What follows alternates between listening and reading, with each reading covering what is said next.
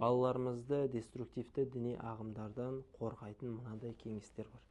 Ең алдымен жалпы ең маңызды нәрсе, бұл бала, жалпы адам баласы өмірінде дінге қызығып, соны ізденіп зерттейтін бір кезең болады. Міне дәл осы сәтте баланы ата-анасы тыймай, керісінше оған сұрағына жауап бере алатындай дәрежеде жауап берген дұрыс. Неге? Өйткені біз адамды кез келген, үлкен болсын, кіші болсын, бір нәрсені тиятын болсақ, ол керісінше сол нәрсеге ынтық болып тұрады. Сол нәрсені білгісі келіп тұрады. Сол нәрсені үйренгісі келіп тұрады.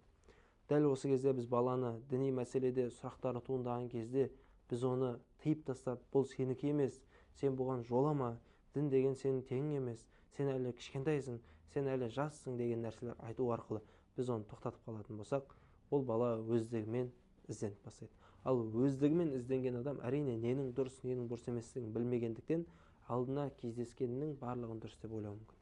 Алдына не нәрсе кездеседі, соны дұрыс деп ойлайды. Сондықтан құрметті ата-ана, құрметті жақындарымыз, Қазақстан халқы, жалпы жақын туысыңыз, балаңыз болсын, қарындасыңыз болсын, ініңіз болсын, сіңліңіз болсын, ең қандай да бір сұрақтар туындайтын болса, ең алдымен тек діни маманнан ғана сұрау. Ол дегеніміз әрине теолог мамандарымыз бар, одан бөлек мешіттерімізде имамдарымыз бар, білікті, білімді. Сондай тек тіркелген Қазақстан Республикасында заңды жұмыс жасайтын сондай мамандардан ғана алсаңыздар. Одан бөлек басқа нәрседен үйрену, немесе баланы тастап қою, онда сен өзің үйреніп ал деп қою, міне осы нәрселер біз өз қолымызбен деструктивті діни ағымдардың қатарына баламызды қосқан боламыз.